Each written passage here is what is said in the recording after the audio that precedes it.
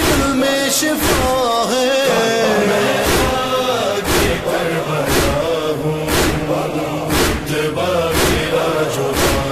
شیخ محمد حسین آل کشف الغطا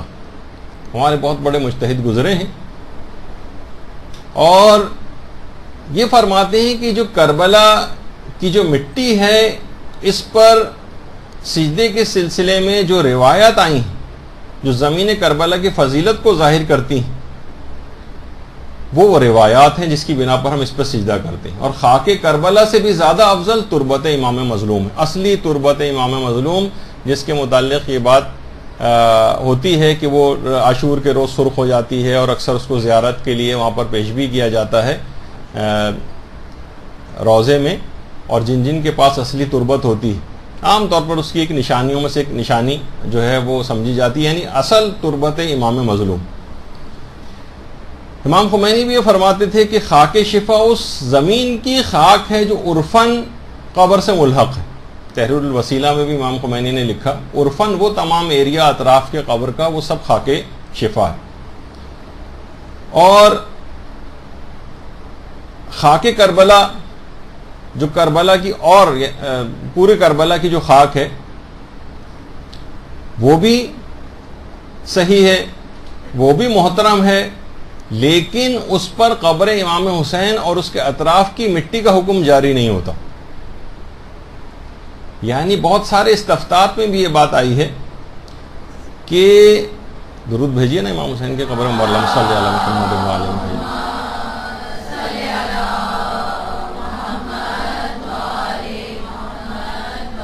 کہ جو حائر حسینی ہے یعنی قبر امام سے 11.5 میٹر تقریباً کا جو ایریا ہے وہ قبر کے اطراف میں وہ حائر حسینی کہلاتا ہے. اکثر جگہوں پر مجتہدین کی احتیاط واجب ہے کہ اس پر اختصار کیا جائے، اور یہ حائر حسینی وہ جگہ ہے کہ جہاں پر اس ایریا کے اندر قصر و تمام کا مسافر کو اختیار ہوتا ہے، اور اس کی جو مٹی ہے یا وہاں پر ویکیوم کلینر وغیرہ کیا جاتا ہے تو اکثر علماء اس کے بھی قائل ہیں کہ وہ وہاں پر بھی جو اس انداز کی مٹی ہوتی ہے وہ بھی خاک شفا کے حکم میں ہے. بہرحال قبر اور اس کے اطراف کا جو ملحقہ علاقہ ہے، اچھا اس کے اندر تو ضروری نہیں کہ صرف حائر حسینی کا ہو، بلکہ فتووں کے اندر یہ بات آئی ہے کہ عرفاً جتنا علاقہ قبر سے متصل ہے وہ خاک شفا ہے. یہ بہت زیادہ محترم ہے. وہ جو خاک شفا ہے اس پر وہ احکامات آتے ہیں کہ خاک شفا کو لوگ اکثر بیماریوں کے لیے استعمال کرتے ہیں. خاک شفا کو نجس کرنا حرام ہے، جو خاک شفا کے مختلف احکام ہیں. تو وہ جو اصلی خاک شفا ہوتی اس کے اندر بھی کم سے کم 2 شرطیں پائی جانی چاہیے اس کو استعمال کی. یہ جو کھائی عام طور پر جاتی ہے خاک شفا، اس کو ہمست المتوسطہ، ہومس یعنی چنے کے ایک متوسط دانے کے برابر، صرف اس پر اختصار کیا جائے، اس سے زیادہ نہ کھائی جائے. ایک تو وہ خاص دعا پڑھتے ہوئے جو مفاتی کے اندر ہے اس کو وہاں سے اٹھایا جائے، وہ تو خیر چلیں ایک مستحب حکم ہے، لیکن جو اس کا جو 2 شرطیں ہیں کہ چنے کے ایک متوسط دانے کے برابر، اس سے زیادہ اس کو نہ استعمال کیا جائے خاک شفا کو، اور دوسری ہے کہ شفا حاصل کرنے کی نیت سے کھایا جائے. عام طور پر لوگوں کو سننے میں آتا ہے کہ ناشتے کے اندر بھی جو ہے وہ روزانہ کی بنیاد پر اس کو کھاتے ہیں اور ایک برکت کے لیے کھاتے ہیں. نہیں، اور کسی نیتوں سے نہیں، صرف اور صرف شفا کی نیت سے اس کو اتنی معمولی مقدار کے اندر کھایا جاتا ہے. اور یہ فقط خاص الخاص حکم ہے صرف اور صرف قبر امام حسین علیہ السلام اور اس کے اطراف کی مٹی کا. اس کے علاوہ جتنی بھی مٹیاں ہیں ان کا کھانا حرام ہے، بلکہ اس کو گناہان کبیرہ میں سے بھی قرار دیا گیا ہے. پائکا جس کو کہا جاتا ہے، باقاعدہ ایک بیماری بھی ہے جس کے اندر مٹی انسان کھاتا ہے، بچے بھی کھاتے ہیں، بڑے افراد کو بھی مٹی کھانے کی عادت ہوتی ہے. وہ کچھ بیماریاں ہیں خاص، کچھ خاص قسم کی خون کی کمیاں ہیں جس کے اندر ہوتا ہے، کچھ خاص قسم کے پیٹ میں کیڑے ہوتے ہیں کہ جس کی وجہ سے آدمی کو یہ والی کریونگ ہوتی ہے کہ مٹی وغیرہ کھائے. تو بہرحال اس حد تک یہ عمومی عام مٹیاں جو ہیں کہ ہمارے چھٹے امام جعفر صادق علیہ السلام فرماتے ہیں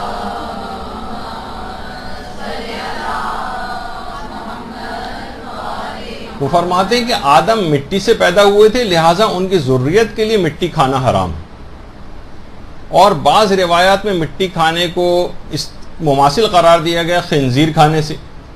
مردار کھانے سے، اور خون پینے کے مترادف اس کو قرار دیا گیا ہے۔ یہ گناہ کبیرہ کے اندر سے بھی ہے مٹی کھانا، لیکن سوائے قبر امام حسین کی اتنی معمولی ترین مقدار ان دو شرطوں کے ساتھ صرف اس میں اجازت ہے۔ اور بعض روایات میں تو عام مٹی جو ہوتی ہیں ان کو کھانے والے کو ملعون بھی قرار دیا گیا۔ اچھا، اب یہ کیسے پتہ چلے کہ یہ اصلی تربت امام مظلوم ہے یا خاک شفا ہے یا کوئی عام مٹی؟ کیونکہ دیکھیے اگر عام مٹی ہے تو اس کا کھانا حرام ہے، حتیٰ کہ عام خاک کربلا کا بھی کھانا حرام ہے۔ عام خاک کربلا یعنی کربلا کی کوئی بھی مٹی یا سجدہ کا آپ وہاں سے اٹھا کے لے آئیں اور اس کو پھر آپ کہیں کہ میں شفا کی نیت سے کھا رہا ہوں، اس کا کھانا جائز نہیں۔ یہ صرف قبر امام حسین علیہ السلام کی مٹی ہے، وہ بھی وہ عرفاً جو ایریا قبر سے ملحق ہے وہ، اس سے اگر بہت زیادہ دور اور باہر نکل گئے تو پھر وہ عام خاک کربلا ہو جائے گی۔ وہ ٹھیک ہے، اس کا اپنا عزت اور احترام اپنی جگہ ہے، لیکن شفا کی نیت سے وہ عام مٹی بھی آپ اٹھا کے نہیں کھا سکتے ہیں وہاں کی۔ تو جو اصل تربت امام مظلوم ہے جسے خاک شفا، وہ کہیں سے اگر کسی کو مثلا حاصل ہو جاتی ہے، علماء بعض اوقات جمع کرتے ہیں، اور جیسے کہ آیت اللہ مرشی نجفی نے جمع کی تھی، کچھ لوگوں کے اپنے کانٹیکٹس ہوتے ہیں، کہیں کھدائی ہو رہی ہوتی ہے اطراف قبر میں، وہاں سے کچھ مٹی زائرین کو مل جاتی ہے، وہ لے کر آ جاتے ہیں، تو وہ اس چیز پر اس کا حکم لگے گا۔ آیت اللہ سیستانی فرماتے ہیں کہ دو ایک طریقے ہیں جس سے آپ کو یہ اطمینان ہو سکتا ہے۔ ایک تو یہ ہے کہ کوئی ایک عادل گواہی دے دے، آپ کو عادل گواہی دے دے کہ ہاں یہ خاک شفا ہے، یہ جو ہے تربت امام مظلوم ہی کی مٹی، اور وہ شخص عادل ہے، وہ گواہی دے رہا ہے کہ میں خود مثلا دیکھا ہے کہ خدام نے وہاں سے مجھے اٹھا کر دی ہے اور وہ اتنے ایریا کے اوپر تھا، کوئی بھی ایسا جسے کہ عادل گواہی دے دے۔ دوسرا فرماتے ہیں کہ ذل ید، جس کے قبضے میں وہ خاک ہو، وہ گواہی دے رہا ہو اور وہ قابل اطمینان بھی ہو، وہ قابل اطمینان ہے اور وہ کہہ رہا ہے کہ میرے قبضے میں یہ چیز ہے، میں ہی لے کر آیا ہوں، اور آپ کو اس کی بات پہ اطمینان ہو رہا ہے، وہ قابل اطمینان شخص ہے، تو اس پر بھی فرماتے ہیں کہ حکم تربت لگے گا۔ اور اگر آپ کو یہ دونوں چیزیں نہ ہوں، کوئی عادل گواہ نے بھی نہیں کہا، نہ جس کے قبضے میں وہ یہ گواہی دے رہا ہے، بس ایک ایسی ایک عمومی شہرت سی صرف ہے اور آپ کو اطمینان نہیں ہے، تو پھر آقا سیستانی فرماتے ہیں کہ احتیاط واجب یہ ہے کہ اسے پانی کے اندر ممزوج کیا جائے، ملایا جائے اور اس کا استہلاک کیا جائے، یعنی بالکل جس طرح پانی میں گھل مل کے بالکل ختم ہو جائے، اور اسے مٹی کھانا نہ کہا جائے، یعنی وہ مٹی جس کے متعلق آپ مشکوک ہیں کہ یہ تربت امام مظلوم ہے یا نہیں، اس کے متعلق پھر یہ بات ہے کہ اس کو یہ، کیونکہ ضمناً بیچ میں بات آ گئی، اگرچہ نماز سے براہ راست تعلق نہیں ہے، لیکن اب یہ بات بیان ہو رہی ہے تو میں ضمناً، کیونکہ غلطیاں عام طور پہ دیکھنے میں آتی ہیں تو اس میں ضمناً ذکر کر دیا۔ تو فرماتے ہیں احتیاط واجب ہے کہ اس طرح کی جو مشکوک مٹیاں ہیں وہ اگر کوئی شخص استعمال کر رہا ہے اور اسے کھا رہا ہے تو اس کو پانی میں اس طرح سے ممزوج کرے اور اس کا استہلاک کرے کہ وہ گھل مل کر بالکل ختم ہو جائے اور اسے مٹی کھانا نہ کہا جائے۔ بالکل اس طریقے سے ہوگا کہ عام جس طرح پانی پی رہے ہیں، وہ جو غبار اور مٹی ہے اس کے اندر گھل مل کے ختم ہو جائے۔ اور جنازے کے ساتھ رکھنے کی بھی اس کی بڑی تاکید آئی، کیونکہ دیکھیں ہم یہ اس پہ اب جا رہے ہیں کہ ہم سجدہ کیوں اس افضل ترین مٹی کے اوپر کرتے ہیں، جو خاک کربلا کے لحاظ سے بھی اس کے اندر فضیلت ہے، تربت امام مظلوم کی تو ایکسٹرا فضیلت ہے، لیکن جنازے کے ساتھ رکھنے کی بھی بڑی تاکید آئی ہے۔ باقاعدہ وسائل الشیعہ کی 4 جلد میں ہمارے امام زمانہ علیہ الصلوۃ والسلام سے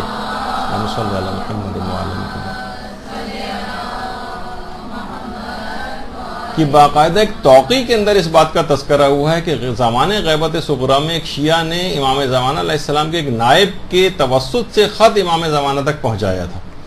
اور اس کے اندر یہ سوال پوچھا تھا کہ کیا ہم امام حسین علیہ السلام کی قبر کی مٹی کو میت کے ساتھ قبر میں رکھیں یا خاک شفا سے کفن پر لکھیں،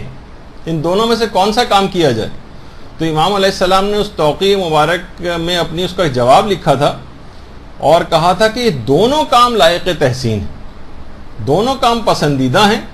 البتہ خاک شفا کے احترام کی رعایت کرتے ہوئے دونوں کام کیے جا سکتے ہیں۔ اور امام نے اس کے اندر لکھا کہ خاک شفا کو میت کے چہرے کے سامنے یا اس کے چہرے کے نیچے رکھیں۔ آیت اللہ مرشی نجفی نے بھی وصیت کی تھی کہ جو خاک شفا میں نے جمع کی ہے وہ میرے چہرے کے سامنے یا چہرے کے نیچے رکھی جائے. یہ آیت اللہ بہجت ہیں جس وقت قبر میں ان کو دفن کیا گیا تھا. تو میت کے چہرے کے سامنے یا تو اس مٹی کو بکھیر دیں یا میت کے چہرے کے نیچے اس کو رکھیں. تو اور یقیناً اس کی برکت اتنی ہے کہ میت کو اس کے بعد کسی بھی قسم کے عذاب یا آفت کے اندر میت مبتلا نہیں ہوگی انشاءاللہ. اور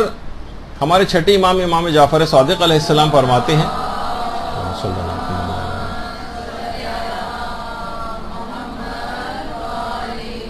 کہ خاک شفا کی تسبیح پر ایک ذکر 70 اذکار کے برابر. یعنی آپ اپنی تسبیحات کو اور اپنی دعاؤں کو بھی بہتر سے بہتر بنا سکتے ہیں کہ عام تسبیحات جو پلاسٹک یا اس طرح کی ہوتی ہیں اس کے بجائے کوشش کریں کہ اگر تسبیح خاک شفا کی مل جائے، وہ اگر ملنی مشکل ہو یا ناممکن ہو رہا ہو تو ٹھیک ہے، خاک کربلا کی بنی ہوئی تسبیح یعنی سوچیں کہ ایک ذکر 70 کے برابر شمار ہو سکتا.